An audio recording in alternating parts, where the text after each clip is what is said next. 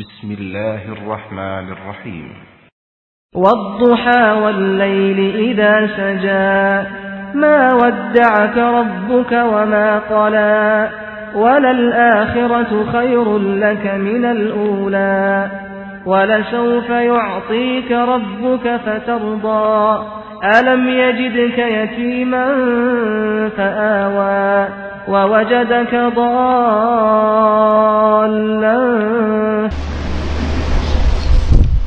الحمد لله ومن سيئات أعمالنا من يهده الله فلا مضل له ومن يضلله فلا هادي له وأشهد أن لا إله إلا الله وحده لا شريك له وأشهد أن محمدا عبده ورسوله.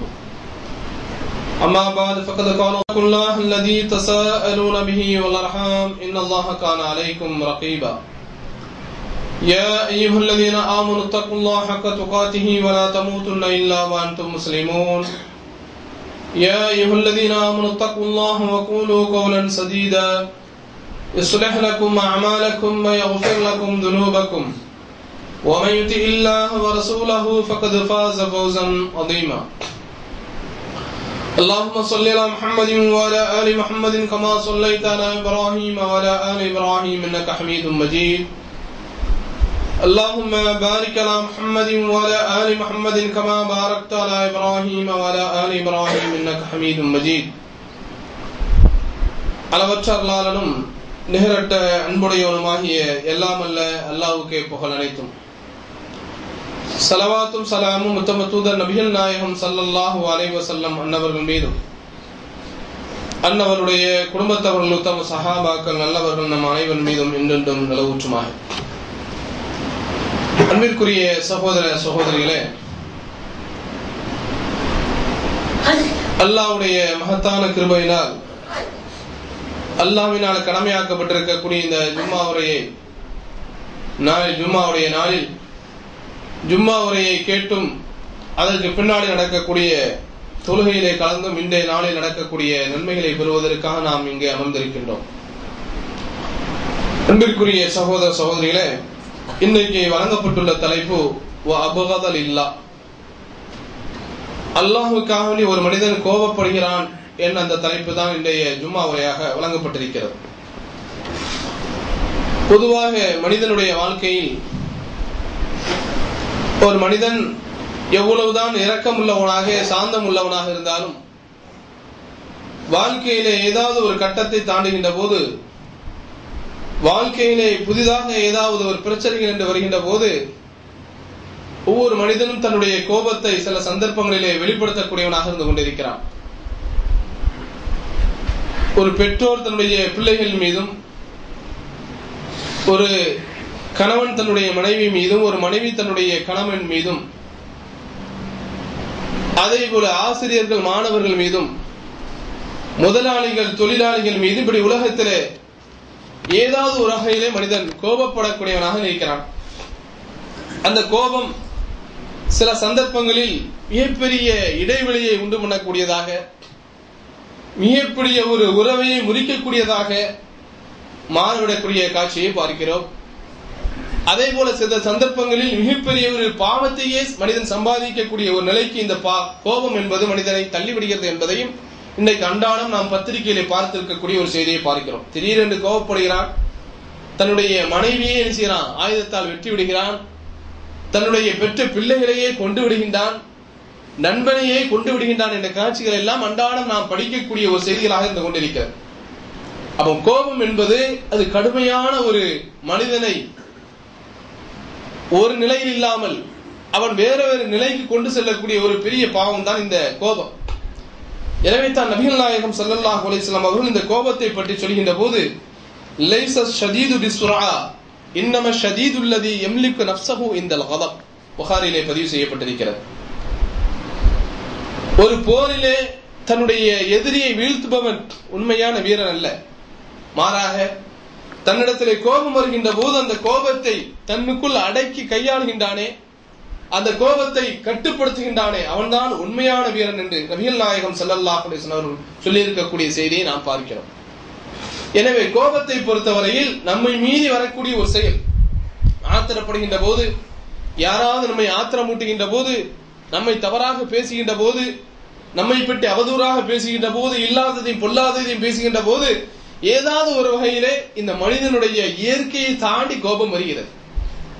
அப்ப அந்த கோபத்தை அந்த நேரத்தில் மனிதன் கட்டுப்படுத்துவதற்கு கடமைப்பட்டிருக்கிறான் என்ற செய்தியை நபிகள் நாயகம் ஸல்லல்லாஹு அலைஹி வஸல்லம் அவர்கள் சொல்லி தந்தாலும், அதே நேரத்தில் இந்த உலகத்திலே நாம் எல்லா கோபப்படக்கூடிய எல்லா சந்தர்ப்பங்களையும் விட ஒரு உயர்வான அல்லாஹ்விடத்திலே ஒரு சிறந்த ஒரு கோபம் இருக்கிறது என்று சொன்னால், அல்லாஹ்வுக்காக இந்த உலகத்தில் நாம் கோபப்படுகிறோம். அல்லாஹ்வுக்காக கோபப்பட்டு ஒரு செய்தியை ஒரு விஷயத்தை பேசுகிறோம், யாரிடத்திலே பேசுகிறோம், கோபப்படுகிறோம் என்று சொன்னால், இந்த கோபம் இருக்கிறது அல்லாஹ்விடத்தில் ஒரு உயர்ந்ததாக இருந்து கொண்டிருக்கிறது. அது தன்னுடைய மனைவியிடத்திலும் இருக்கலாம், அது தன்னுடைய பிள்ளைகளிடத்தில் இருக்கலாம், பெற்றோரிடத்தில் இருக்கலாம், தனக்கு வேலை செய்யக்கூடிய கீழுள்ளவர்களிடத்தில் இருக்கலாம், யாரிடத்தில் வேணாலும் இருக்கலாம். அப்ப அல்லாஹ்வுக்காக கோபப்படுவது இருக்கிறது, அது உயர்ந்த நிலை என்பதை நபிகள் நாயகம் ஸல்லல்லாஹு அலைஹி வஸல்லம் சொல்லி காமிக்கிறார். மன் அஹப்ப லில்லாஹ் வ அப்கத லில்லாஹ் வ ஆதா லில்லாஹ் வ மனஅ லில்லாஹ் ஃபகத் இஸ்தக்மலல் ஈமான் என்று நபிகள் நாயகம் ஸல்லல்லாஹு அலைஹி வஸல்லம் சொன்னார். அபூதாவுதில் இந்த ஹதீஸ் பதிவு செய்யப்பட்டிருக்கிறது. யார் அல்லாஹ்வுக்காக ஒரு சகோதரனை பிரியப்படுகிறானோ, அதே போல அந்த சகோதரனை வெறுப்பதாக அவன் மீது கோபம் கொண்டாலும் அல்லாஹ்வுக்காக கோபம் கொள்கின்றானோ, அல்லாஹ்வுக்காக தன்னுடைய காசு பணத்தை கொடுக்கிறான், அதே போல அல்லாஹ்வுக்காக கொடுப்பதற்கு மறுக்கின்றான். இப்படிப்பட்ட 4 செயல்கள். ஒன்று, அல்லாஹ்வுக்காக வேண்டிய ஒருவனை பிரியப்படுவது, அல்லாஹ்வுக்காக வேண்டிய ஒரு சகோதரன் மீது கோபப்படுவது, அல்லாஹ்வுக்காக வேண்டிய ஒரு நல்ல விஷயத்துக்காக கொடுப்பது, அதே போல அல்லாஹ்வுக்காக கொடுக்காமல் மறுப்பது. இந்த 4 விஷயங்களும் இருந்தால் ஃபகத் இஸ்தக்மலல் ஈமான், அவன் ஈமானிலே பரிபூர்ணத்தை அடைந்து விட்டான் என்று நபிகள் நாயகம் ஸல்லல்லாஹு அலைஹி வஸல்லம் சொல்லக்கூடிய இந்த செய்தியை அபூதாவுத் என்ற நூலிலே நாம் பார்க்கிறோம். எனவே அன்புக்குரிய சகோதரர்களே, அப்ப எப்படி ஒரு மனிதனை அல்லாஹ்வுக்காக நாம் பிரியப்படுவோமோ, அதற்கென்று நபிகள் நாயகம் ஸல்லல்லாஹு அலைஹி வஸல்லம் அவர்கள் பல்வேறு சிறப்புகளை சொல்லி இருந்திருக்கின்றார்களோ, அதே போலதான் ஒரு மனிதனிடத்திலே கோபத்தை ஏற்படுத்திக் கொள்வதும் அது அல்லாஹ்வுக்காக வேண்டி இருக்க வேண்டும் என்று நபிகள் நாயகம் ஸல்லல்லாஹு அலைஹி வஸல்லம் சொல்லிட்டாங்க. அப்ப இப்படி அல்லாஹ்வுக்காக வேண்டி நாம் யாரிடத்தில் கோபப்பட்டாலும் அந்த கோபத்திலே பாதிப்பில்லை, அதனால் அல்லாஹ்விடத்தில் நமக்கு தண்டனை வழங்கப்பட மாட்டாது என்பதை நாம் புரிந்து கொள்ள கடமைப்பட்டிருக்கிறோம். இதைத்தான் நபிகள் நாயகம் ஸல்லல்லாஹு அலைஹி வஸல்லம் அவர்கள் இந்த அல்லாஹ்வுக்காக வேண்டியே பெரிய கோபப்படக்கூடியவர்களுடைய சிறப்பை பற்றி சொல்கின்ற போது, மறுமை நாளில் எந்த நிழலுமே இல்லை, அந்த மாதிரி அல்லாஹ்வுடைய அர்ஷுடைய நிழல் மாத்திரம் இருக்கக்கூடிய அந்த மறுமை நாளில் அல்லாஹ் 7 சாராருக்கு அல்லாஹ்வுடைய நிழலை தருகிறார். எங்கேயுமே நிழல் இருக்காது, சூரியனுடைய வெப்பம் கடுமையாக தாக்கப்படும். அந்த மாதிரி மஹ்ஷருடைய அந்த மைதானத்தில் 7 சாராருக்கு அல்லாஹ் தன்னுடைய அர்ஷுடைய நிழலில் இருந்து என்ன செய்யறான், நிழல் கொடுக்கிறான். அதுல ஒரு நபர்கள் யார், ஒரு சாரார் யார் என்று சொன்னால், வரஜலானி தஹாபா ஃபில்லாஹி வஜ்தமா அலைஹி வ தஃபர்ரகா அலைஹி, 2 சகோதரர்கள் அல்லாஹ்வுக்காக வேண்டியே ஒன்று கூடுகிறார். அவர்கள் ஒன்று கூடுவது உறவுக்காக வேண்டியோ, சொந்த பந்தங்களுக்காக வேண்டியோ, நட்புக்காக வேண்டியோ, அல்லது வியாபார நோக்கத்திற்காக வேண்டியோ, உலக ஆதாயத்துக்காக வேண்டிய எதற்கும் அல்ல. அவர்கள் ஒன்று கூடுவதும் அல்லாஹ்வுக்காக வேண்டிய ஒன்று சேர்கிறார்கள். அதே அந்த நண்பர்கள் பிரிகின்ற போதும் எப்படி பிரிவார்கள், அல்லாஹ்வுக்காக வேண்டிய என்ன செய்யறாங்க, பிரிகிறார்கள். அப்படிப்பட்ட அந்த 2 சகோதரர்களுக்கும் மனிதர்களுக்கும் அல்லாஹ் மறுமை நாளில் தன்னுடைய அர்ஷுடைய நிழலை வழங்குகிறான் என்று நபிகள் நாயகம் ஸல்லல்லாஹு அலைஹி வஸல்லம் சொல்லக்கூடிய இந்த செய்தியை பார்க்கிறோம். எனவே அன்புக்குரிய சகோதரர்களே, அல்லாஹ்வுக்காக ஒரு மனிதனை நாம் எப்படி விரும்புகின்றோமோ அதே போல அல்லாஹ்வுக்காக கோபப்பட வேண்டும் என்பதையும் நபிகள் நாயகம் ஸல்லல்லாஹு அலைஹி வஸல்லம் இதுல சொல்லி தர்றாங்க. அப்ப இந்த உலகத்துல பார்த்தால் இன்னைக்கு கோபப்படுவதிலே ஒரு விதமான தயக்கம், நட்பு வைப்பதிலே, அவரை பிரியப்படுவதிலே எதையாவது ஒரு வகையை சேர்த்துக்கிறோம். உறவு, நட்பு, வியாபார தொடர்பு, ஏதாவது ஒரு காரணத்தை காட்டி அவர்களோடு என்ன அட்ஜஸ்ட் பண்ணாது, ஒரு அனுசரித்தாவது சேர்ந்து கொள்கிறோம்.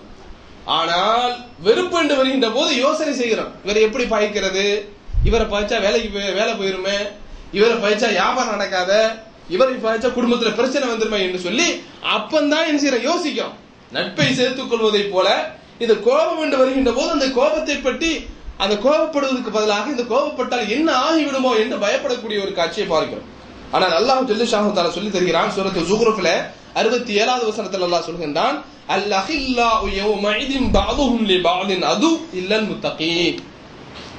இன்றைக்கு வேணாலும் நினைச்சலாம், கோபப்படாம எந்த பாவத்தையும் நீ செய்துக்கோ, எப்படி வேணாலும் இருந்துக்கொள், என்ன அநியாயத்தையும் நீ செய்துக்கொள், உன்னோட நான் சேர்ந்திருப்பேன், உன்னை நான் பகைக்க மாட்டேன் இருந்து என்று சொன்னால் அவர்கள் மறுமையிலே நண்பர்களாக ஆக முடியாது.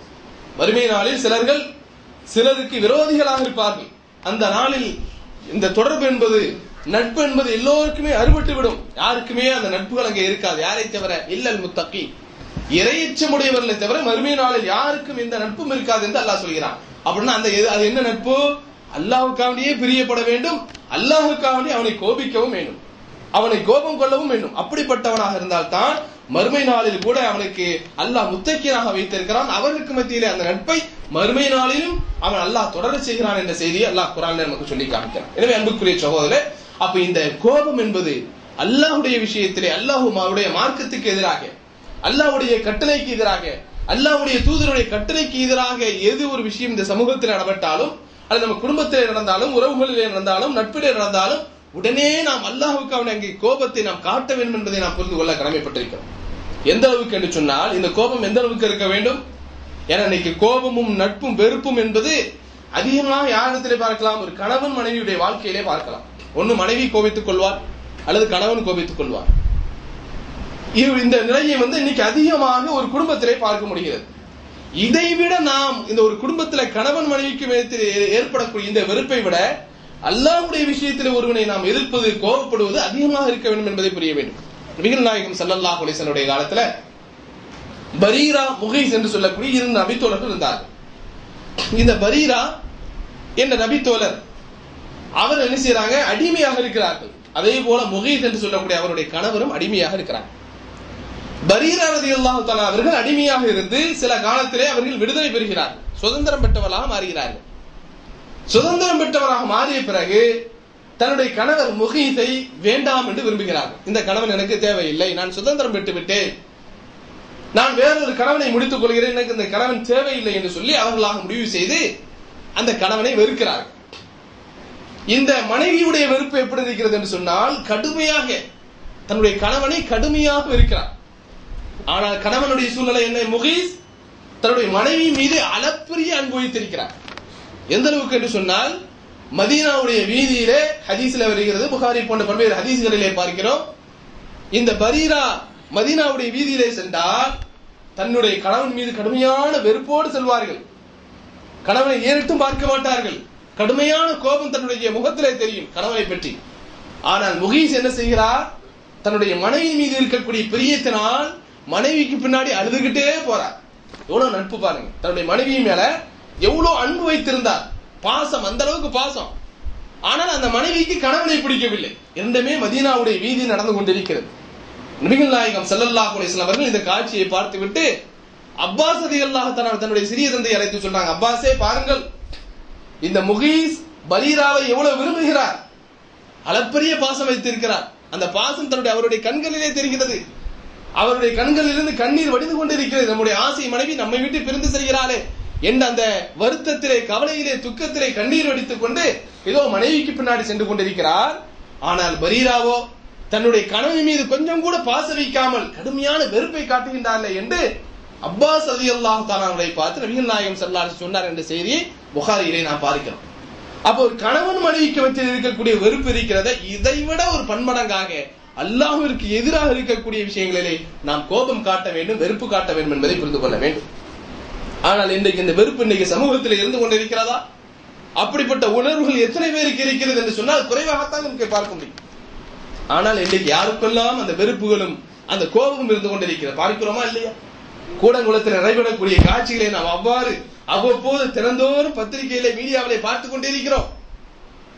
தனிப்பட்ட ஒரு நபர், உதயகுமார் என்று சொல்லக்கூடிய ஒரு தனிப்பட்ட ஒரு நபர் மத்திய அரசாங்கத்தை எதிர்த்து, மாநில அரசாங்கத்தை எதிர்த்து, ஒரு நீதித்துறையை எதிர்த்து இன்றைக்கு ஆயிரக்கணக்கான மக்களை வைத்து ஒரு மிகப்பெரிய ஒரு திட்டத்தை இன்னைக்கு நிறுத்தக்கூடிய அளவுக்கு இன்றைக்கு போராடி தன்னுடைய கோபத்தை இன்றைக்கு மீடியாக்களிலே காட்டிக் கொண்டிருக்கிறார் என்று சொன்னார். அது பல காரணங்கள் சொல்லலாம். அவர் காசு வாங்கிட்டார், அப்படி செய்தார், இப்படி செய்தார். எது ஒரு பக்கத்தில் இருந்தாலும் அவருடைய நேர்முகத்தை பார்க்கின்ற போது, அவர் பேசக்கூடிய பேச்சுகளை பார்க்கின்ற போது அடிப்படையான அப்பாவி மக்களுக்கு எந்த விதமான இந்த அணுகுலையினால் ஆபத்து வந்து விடக்கூடாது. விஞ்ஞானிகள் இந்த நாட்டை ஏமாத்துகிறார்கள், அரசியல்வாதிகள் ஏமாத்துகின்றார்கள், நீதித்துறை ஏமாத்துகிறது, காவல்துறை ஏமாத்துகிறது, அரசாங்கமே, ஒட்டுமொத்த அரசாங்கமே இந்த அப்பாவி மக்களை ஏமாற்றிக் கொண்டிருக்கிறது என்று சொல்லி இன்றைக்கு பல மாதங்களாக நின்று களத்தில் நின்று அந்த சந்தித்துக் கொண்டிருக்கிறார் என்று சொன்னால் என்னது காரணம்? கோபம். அப்பாவி மக்களுக்கு ஏற்படக்கூடிய பிரச்சனைகள் ஆபத்துகளை முன்னிட்டு தனக்கு இருக்கக்கூடிய கோபத்தை இன்றைக்கு அங்கே கொப்பளித்துக் கொண்டிருக்கிறார் என்கிற மீடியாக்களை பார்த்து கொண்டிருக்கின்றோமே. இது ஒரு காபிருக்கு இருக்கக்கூடிய இறை நிராகரிப்பாளருக்கு இருக்கக்கூடிய ஒரு கோபம் என்று சொன்னால், ஒரு முஸ்லிமுக்கு இதையெல்லாம் விட பன்மடங்கான கோபம் வர வேண்டும். எப்போ? அல்லாஹ்வுடைய சட்டத்திற்கு எதிராக, அல்லாஹ்வுடைய மார்க்கத்துக்கு எதிராக இந்த கோபம் ஒரு முஸ்லிம் இடத்துல இருக்க வேண்டும் என்பதை நபிகள் நாயகம் ஸல்லல்லாஹு அலைஹி வஸல்லம் சொல்லிட்டாங்க. ஆனா இன்னைக்கு இல்ல. ஏன் கோபப்பட்டா இவர் கோவிச்சு போயிடுவாரோ, அவங்க கோவிச்சு போயிடுவாங்களோ, அக்கா தங்கச்சி பிரிஞ்சிருவாங்களோ, மனைவி பிரிஞ்சிருவாளோ, பிள்ளைங்க காசு தர மாட்டாங்களோ, இப்படி என்று கோபத்தை இன்னைக்கு என்ன செய்யறோம்? கட்டுப்படுத்த பார்க்கிறோம். அல்லாஹ்வுடைய விஷயத்தை மீறுகின்ற போது, அல்லாஹ்வுடைய கட்டளையை மீறுகின்ற போது கோபத்தை தமக்குள் கட்டுப்படுத்த நாம் பார்க்கிறோம். நபிகள் நாயகம் ஸல்லல்லாஹு அலைஹி வஸல்லம் சொன்னாங்க, இப்னு ஹிப்பான் என்ற நூலில் இந்த ஹதீஸை பார்க்கிறோம். மனில் தமஸ ரிதல்லாஹி பிஸஹத்தின் நாஸ், யார் மக்களுடைய கோபத்தை கொண்டு அல்லாஹ்வுடைய திருப்தியை நாடுகிறாரோ, அவர் அல்லாஹ்வுக்கு அப்படி கோபப்படுகிறார். ஆனால் கோபப்பட்டால் என்ன நடக்கும்? மக்கள் பிரிந்து சென்று விடுவார். இவன் கோபக்காரன், இவன் இஸ்லாத்தை ரொம்ப ஃபாலோ பண்றான், எதுக்கு எடுத்தலாம் இஸ்லாத்தை கொண்டு வந்துடுறான் என்று சொல்லி மக்களுடைய கோபத்தை கொண்டு அல்லாஹ்வுடைய திருப்தியை யார் நாடுகின்றாலோ ரலியல்லாஹு அன்ஹு வ அல்லாஹ் அன்ஹு நாஸ், அல்லாஹ் அவனை முழுமையாக பொருந்திக் கொள்கிறான். அதே போல எல்லா மக்களும் இவனை பொருந்திக் கொள்ளப்பட்டவனாக, ஏற்றுக்கொள்ளப்பட்டவனாக அல்லாஹ் மாற்றி விடுகிறான். அதே போல யார் அல்லாஹ்வுடைய திருப்தியை, மக்களுடைய திருப்தி யார் நாடுகிறாரோ, இதை கொண்டு அல்லாஹ்வுடைய வெறுப்பை கொண்டு மக்களிடத்தில் கலந்திருந்தால் எதையும் கண்டிக்க கூடாது, எதையும் சொல்லக்கூடாது. நீ எதை வேணாலும் செய்துட்டு போ, இஸ்லாத்துக்கு எதிரான எதையும் செய், இஸ்லாத்திற்கு மாற்றமான எந்த காரியங்களும் செய், நான் கண்டுகொள்ள மாட்டேன், அதை பற்றி நான் கண்டிக்க மாட்டேன் என்று சொல்லி அல்லாஹ்வுடைய வெறுப்பை கொண்டு மக்களுடைய திருப்தியை நாடுகின்றாரோ சஹித்தல்லாஹு அலைஹி வ அஸ்ஹத அலைஹி நாஸ், அல்லாஹ்வும் அவன் மீது கோபப்படுகிறான், எல்லா மக்களுடைய கோபத்தையும் அவன் மீது அல்லாஹ் இறக்குகிறான் என்று நபிகள் நாயகம் ஸல்லல்லாஹு அலைஹி வஸல்லம் சொல்லக்கூடிய இந்த செய்தியை இப்னு ஹிப்பான் என்று சொல்லக்கூடிய ஒரு நூலிலே நாம் பார்க்கிறோம் என்று சொன்னால், இந்த உணர்வு நமக்கு இருக்கிறதா? இந்த கோபம் நமக்கு வருகிறதா? சற்று எண்ணி பாருங்கள் அன்புக்குரிய சகோதரர்களே, இன்னைக்கு சமூகம் எப்படி சென்று கொண்டிருக்கிறது? அல்லாஹ்வுடைய மார்க்கத்தையும் அல்லாஹ்வுடைய வேதத்தையும் நபிகள் நாயகம் ஸல்லல்லாஹு அலைஹி வஸல்லம் பொன்மொழிகளையும் பேணக்கூடிய ஒரு சட்டம் தான், ஒரு கொள்கை தான் இஸ்லாத்தினுடைய உண்மையான கொள்கை. ஆனால் இன்றைக்கு உண்மையான இந்த கொள்கைக்கு எதிரான எத்தனை சம்பவங்கள் நடக்கு நம்ம ஊர்கள்ல. வேற ஊர்ல பேச வேணாம், நம்மை சார்ந்து இருக்கக்கூடிய ஜமாத்துல ஊர்கள்ல நடக்கிறத அதற்காக நாம் எத்தனை பேர் கோபப்பட்டு இருப்போம்? யோசனை செய்து பாருங்க. மௌலிது நடக்க ஊர்ல, இந்த மௌலிது என்பது கடுமையான இஸ்லாத்துக்கு எதிராக இணை வைக்கக்கூடிய ஒரு நிலை.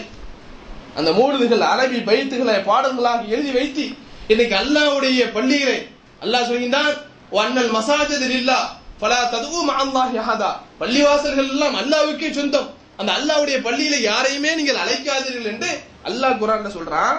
அப்படி அல்லாஹ் அப்படிப்பட்ட அல்லாஹ்வுக்கு ஒரு இறை இல்லத்தையும் கட்டி வைத்து விட்டு அங்கே மௌலிதுகள் நடைபெற்றுக் கொண்டிருக்கிறதா இல்லையா? எத்தனை ஊர்கள்ல நடக்குங்க? யோசனை செய்து பாருங்க. எத்தனை ஊர்கள் நடந்து கொண்டிருக்கிறது? அந்த மௌலிது யாருக்கு அப்படி அல்லாஹ்வுக்கு படிக்கிறதா? யாரையாவது ஊர்ல இருக்கக்கூடிய அங்க இறந்திருக்கக்கூடிய நானாக்களையும் அவுலியாக்கள் என்று பெயர் வைத்துக் கொண்டு அவர்களை பள்ளிவாசல் இருந்து இத்தனை தடவை நீ அழைத்தால் உங்களுக்கு உதவி கிடைக்கும் என்று இன்னைக்கு மௌலிதுகள் பாடப்படுகிறது. நம்ம எத்தனை பேர் ஜமாத் தலைவர் போய் கேட்டிருக்கிறோம்? யோசனை செய்து பாருங்க.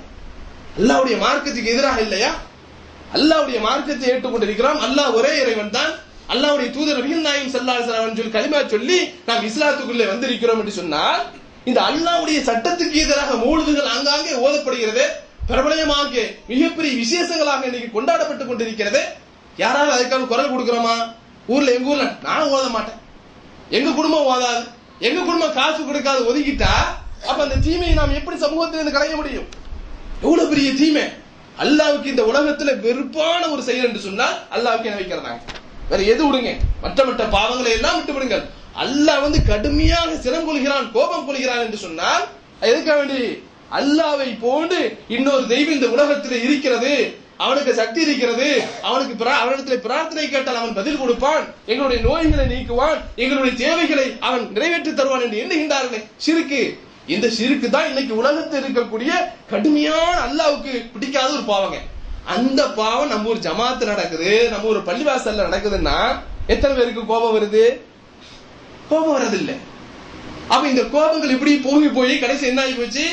எல்லோரோடும் சேர்ந்து நாமும் சாப்பிடுகிறோம், எல்லாரும் விழாவில கலந்துக்கிறாங்க, நாமளும் கலந்துக்கிறோம். ஏன்? நம்ம அதை கண்டிக்கிறது இல்லை. அதனால்தான் அல்லாஹ் ஒரு சமூகத்தையே அழித்தான். எந்த சமூகம் அது? யூதர்கள் இருக்கின்றார்களே, அந்த யூதர்கள் அவர்கள் அவருக்கு மத்தியில் நடக்கக்கூடிய தீமையை கண்டுகொள்ளவே மாட்டார்கள், கோபம் கொள்ள மாட்டாங்க. அல்லாஹ்வுக்கு எதிரான ஒரு நிகழ்ச்சி நடக்குது என்று கோபம் கொள்ள மாட்டாங்க. அவங்களோடு சேர்ந்து பழகி அது ஒரு அட்ஜஸ்ட்மெண்ட்.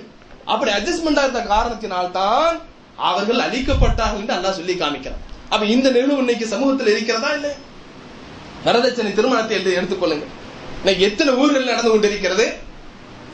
எனக்கு இத்தனை லட்சம் வேணும், இத்தனை பவுன் நகை போட வேண்டும், இவ்வளவு சீராட்டு எனக்கு வேண்டும் என்று திருமணம் முடிக்கக்கூடிய எத்தனையோ திருமணங்களை பார்க்கிறோம். வரதட்சணை திருமணங்களே நம்முடைய குடும்பத்திலும் நடந்து கொண்டிருக்கிறது. ஆனா நம்ம மனசு என்ன சொல்லுது? அக்கா கோச்சிட்டு போயிருவாள, அண்ணன் தம்பி கோச்சிட்டு போயிருவானே, உறவு பிரிஞ்சிருமே, இந்த கல்யாணத்துக்கு போவாட்ட என்ன ஆகுறது, நம்மள என்ன பேசுவாங்க, சமூகத்துல என்ன நம்மளை திட்டுவாங்க, எப்படி வஞ்சிப்பாங்க, இதைத்தான் யோசிக்கிறோமே தவிர அல்லாஹ்வுக்கு எதிராக அந்த திருமணம் நடந்து கொண்டிருக்கிறது அதை நாம் கண்டிக்காமல் புறக்கணித்து வீட்டுல இருப்போமே, அந்த கோபம் யாருக்காவது வருதா? இல்ல. எப்படியாவது அட்ஜஸ்ட்மெண்ட் போய் அங்க உட்காந்து போய் சாப்பிட்டுட்டு வந்தோம். இதான் ஒரு முஸ்லீமுடைய பண்பு, இதுதான் ஒரு முஸ்லீமுடைய குணமா? நபிகள் நாயகம் ஸல்லல்லாஹு அலைஹி வஸல்லம் சொல்றாங்க, வமன் அஹப்பலில்லாஹ் வ அபகதலில்லாஹ், அல்லாஹ்வுக்காக பிரியப்படு, அல்லாஹ்வுக்காக உன்னுடைய அக்கா தங்கச்சியா இருந்தாலும் உறவுகளாக இருந்தாலும் வெறு, அப்போதுதான் பக்கத் இஸ்தக்மலல் ஈமான், உடனே ஈமான் இருக்கு என்பதற்கு அடையாளம். உன் ஈமான் அப்போதுதான் பரிபூர்ணமாகிறது என்று நபிகள் நாயகம் ஸல்லல்லாஹு அலைஹி வஸல்லம் சொல்றாங்கன்னா இன்னைக்கு அதை பார்க்க முடியாது. அன்புக்குரிய சகோதரர், நபிகள் நாயகம் ஸல்லல்லாஹு அலைஹி வஸல்லம் அவர்கள் இரக்கமுள்ளவர்கள் தான், அல்லாஹ்வுடைய தூதர் சாந்தமானவர்கள் தான். அதே நேரத்தில் அல்லாஹ்வுடைய சட்டத்துக்கு எதிராக அங்கே பிரச்சனைகள் நடக்கின்ற போது கடுமையாக கோபப்படுவார். சஹாபாக்கள் அப்படித்தாங்க இருந்தாங்க. உமர் ரலியல்லாஹு அன்ஹு பத்தி நாம கேள்விப்பட்டிருக்கிறோம். எந்த அளவுக்கு வீரம் உள்ளவரே, மிகப்பெரிய இஸ்லாத்துக்கு எதிரியாக இருந்து இஸ்லாத்துக்குள்ளே வந்து அந்த வீரத்தை பார்க்க முடிந்தது. ஹதீஸ்களிலே உமர் ரலியல்லாஹு அன்ஹுடைய வரலாறை படித்து பாருங்க.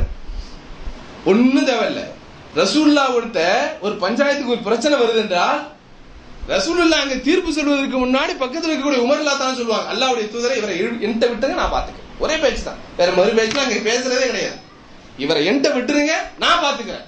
இதுதான் உமர் ரலியல்லாஹு அன்ஹுடைய பதில். ஏன் உமர் ரலியல்லாஹு அன்ஹு அந்த அளவுக்கு கோபப்படுவார்கள்? அல்லாஹ்வுடைய விஷயத்தில் எவன் சட்டத்தை மீறுகிறான், அல்லாஹ்வுடைய தூதர் சொல்லக்கூடிய சட்டத்தில் எவன் தலையிடுகின்றான், அவனை நான் சும்மா விட மாட்டேன் என்று கடுமையாக கோபப்படுவார்கள். அந்த உமர் ரலியல்லாஹு அன்ஹு அவர்கள் அவருடைய ஆட்சி காலத்திலே, உமர் ரலியல்லாஹு அன்ஹுடைய காலத்திலே அவர்களுக்கும் மகனுக்கும் ஒரு பிரச்சனை வருது. என்ன பிரச்சனை என்று சொன்னால், உமர் ரலியல்லாஹு அன்ஹு சொல்றாங்க, அல்லாஹ்வுடைய தூதர் சொல்லி இருக்காங்க, லா தம்னஉ இமா அல்லாஹி அன் யுஸல்லியன்ன ஃபில் மஸ்ஜித், அல்லாஹ்வுடைய அடிமைகளாக இருக்கக்கூடிய பெண்களை பள்ளிவாசலிலே வந்து தொழுகுவதை யாருமே தடை செய்யக்கூடாது. இது ரசூலுல்லாஹ் சொன்ன ஹதீஸ். ரசூலுல்லாஹ்வுடைய காலத்துல பெண்களுக்கு அனுமதி கொடுத்தாங்க, வாங்க பள்ளிவாசல்ல வந்து தொழுவுங்க, உங்களுக்கு உரிமை இருக்கிறதுங்கிற அந்த உரிமையை கொடுத்தாங்க. அப்ப யாரும் தடுக்க கூடாது, பெண்கள் பள்ளிவாசல்ல வந்து தொழுவதை யாரும் தடுக்க கூடாது என்று ரசூலுல்லாஹ் சொன்னாங்க. இதை உமர் ரலியல்லாஹு அன்ஹு அவர்கள் ஏற்றுக்கொள்கிறார்கள். ஆனால் உமர் ரலியல்லாஹு அன்ஹுடைய மகன் இருக்கிறார் பாருங்க, அப்துல்லாஹ் இப்னு உமர், அவர் ஹதீஸை ஃபாலோ பண்றவர், ரசூலுல்லாஹ்வை அப்படியே பின்பற்றக்கூடியவர். அவருடைய வரலாறை கூட நம்ம ஜும்மால சொல்லி இருக்கோம். ரசூலுல்லாஹ்வை அப்படியே இன்ச்சு பை இன்ச்சாக பின்பற்றக்கூடியவர். அந்த அப்துல்லாஹ் இப்னு உமர் தன்னுடைய தந்தை இடத்தை உமர் ரலியல்லாஹு அன்ஹு சொல்றாங்க, இல்ல, இந்த காலத்தில் பெண்களை பள்ளிவாசலுக்கு வருவதை நாங்கள் தடுப்போம் என்று சொல்கிறார். ஏன் காரணம்? அப்ப ரசூலுல்லாஹ்வுடைய காலத்தில் ஆட்சி அதிகாரங்கள் எல்லாம் தண்டனைகள் எல்லாம் கடுமையாக இருந்தது. யாரும் பெண்களிடத்தில் வரம்பு மீறி விட முடியாது, அத்துமீற முடியாது.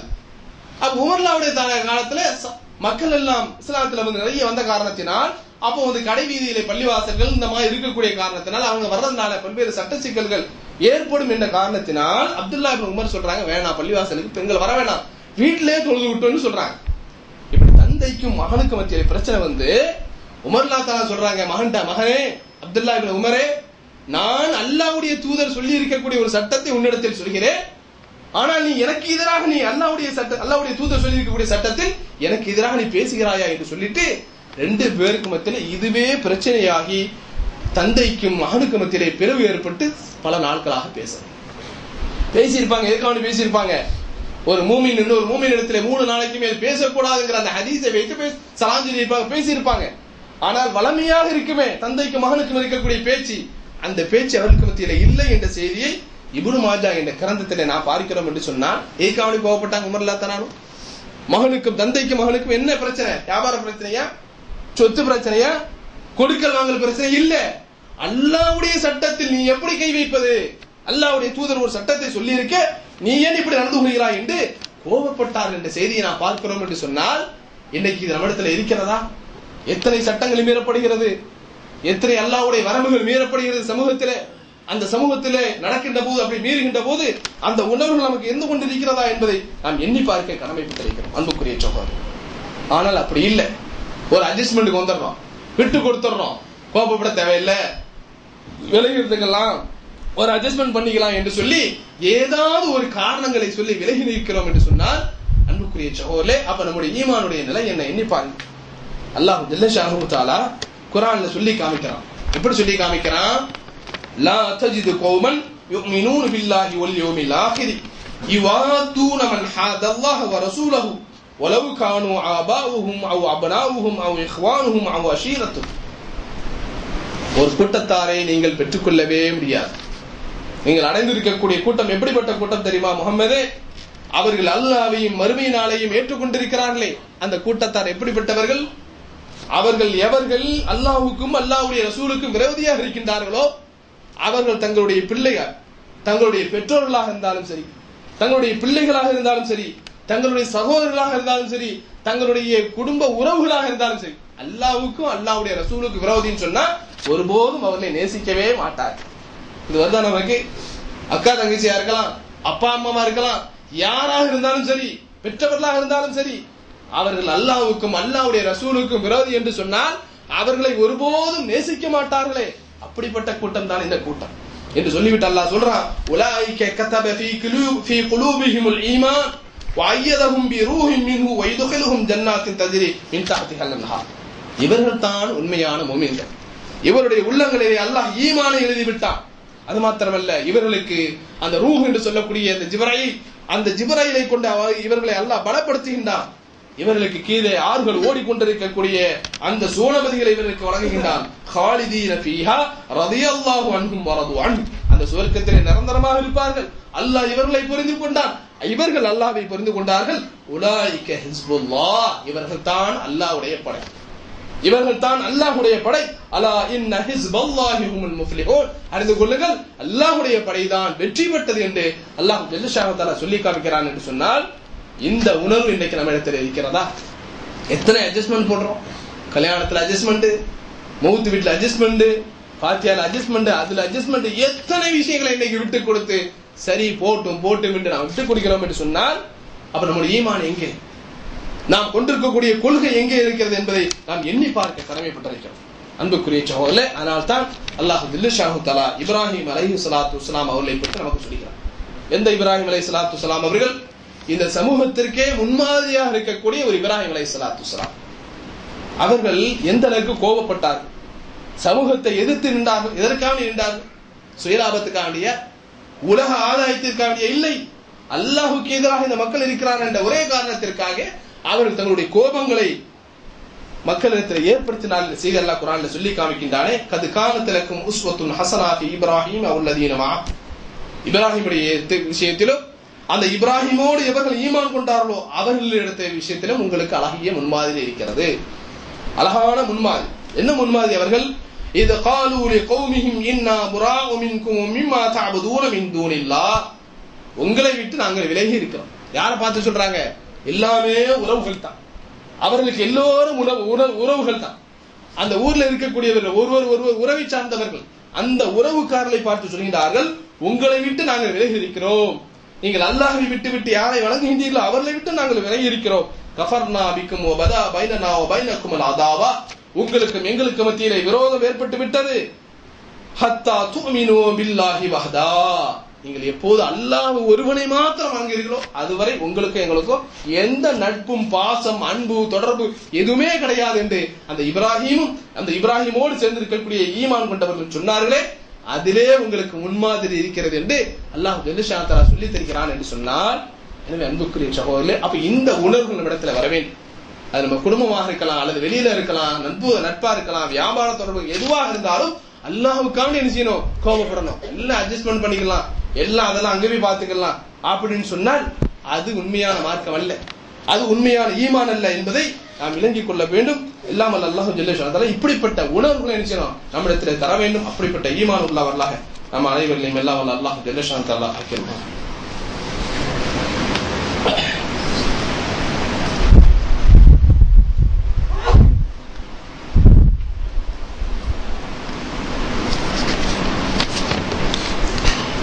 அல்ஹம்துலில்லாஹ் ரப்பில் ஆலமீன் வஸ்ஸலாத்து வஸ்ஸலாமு அலா அஷ்ரஃபில் அன்பியாஇ வல் முர்ஸலீன் வ அலா ஆலிஹி வ ஸஹ்பிஹி அஜ்மாயின்.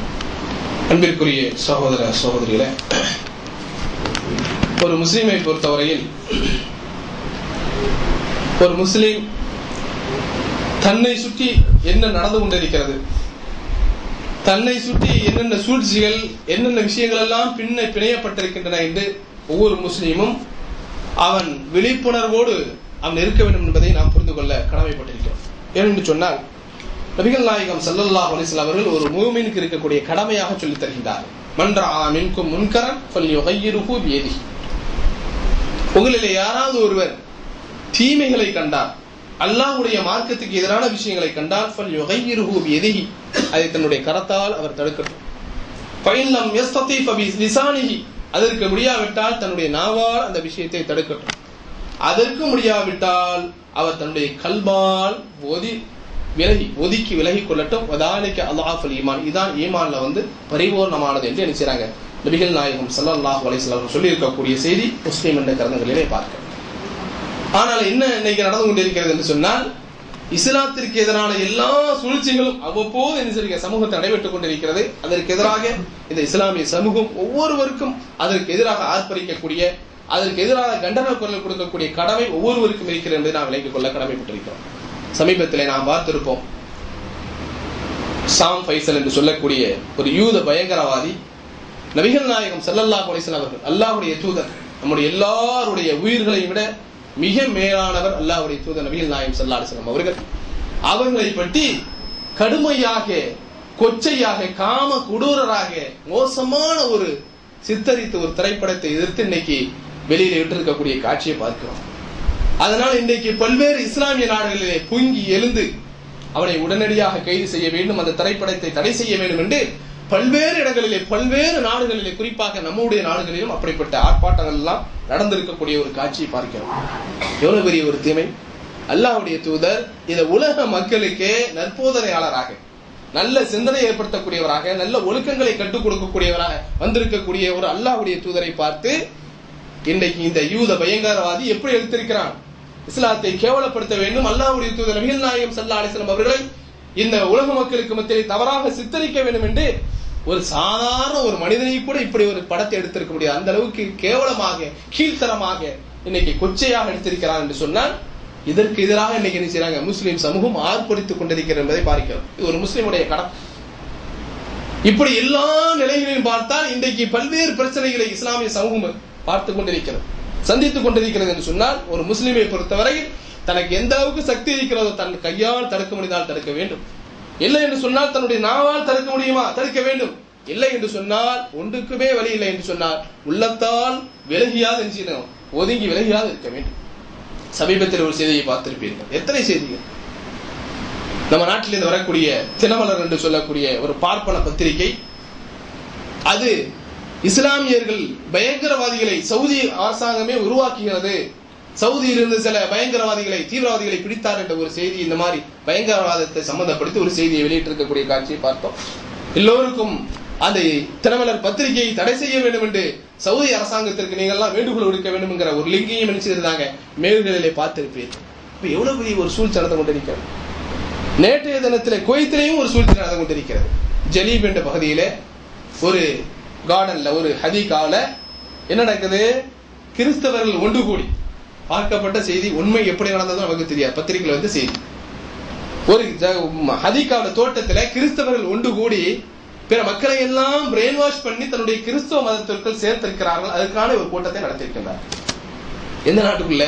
ஒரு இஸ்லாமிய நாட்டுக்குள் அவர்களுடைய தாவாவுடைய பணியை, அவருடைய அழைப்பு பணியை சுதந்திரமாக செய்து ஒரு திட்டமிட்டு ஒரு பெரிய டீம் ஒர்க் வைத்து, நெட்வொர்க் வைத்து இன்றைக்கு செய்து கொண்டிருக்கிறார்கள். அதை எதிர்த்து இந்த நாட்டினுடைய எம்பியாக இருக்கக்கூடிய வலீது தப்தவாய் சொல்லக்கூடிய ஒரு எம்பி அதை கண்டித்து வான் பண்ணியிருக்கிறார். இப்படிப்பட்ட ஒரு நிகழ்ச்சிகள் இந்த நாட்டுக்குள்ளே நடக்கக்கூடாது. இஸ்லாமிய நாட்டுக்குள்ளே பிற மக்களை எல்லாம் பிரெயின் வாஷ் பண்ணி மூளைச்சலவை செய்து உங்களுடைய மார்க்கத்துக்குள்ளே திணிக்கக்கூடிய இந்த வேலையை இனி ஒருபோதும் நீங்கள் செய்யக்கூடாது என்று ஒரு கண்டனம் எடுத்திருக்கக்கூடிய செய்தியை நாம் பத்திரிகையை பார்த்துக் கொண்டிருக்கிறோம். அன்புக்குரிய சகோதரர்களே, அப்ப இதை போன்ற பல்வேறு நிகழ்வுகள், இஸ்லாத்திற்கு எதிரான சூழ்ச்சிகள் எல்லாம், நிகழ்வுகள் எல்லாம் நம்மை சுற்றி நடந்து கொண்டே இருக்கிறது. ஆனால் எப்பொழுது அல்லாஹ்வுடைய மார்க்கத்துக்கு எதிராக ஒரு செயல் நடக்கின்றதோ அப்பொழுது உண்மையான ஒரு உணர்வுள்ள ஒரு முஸ்லீமாக இருந்தால் அவருடைய உள்ளத்திலே தைக்க வேண்டும், அவருடைய உள்ளத்திலே கோபம் வர வேண்டும்.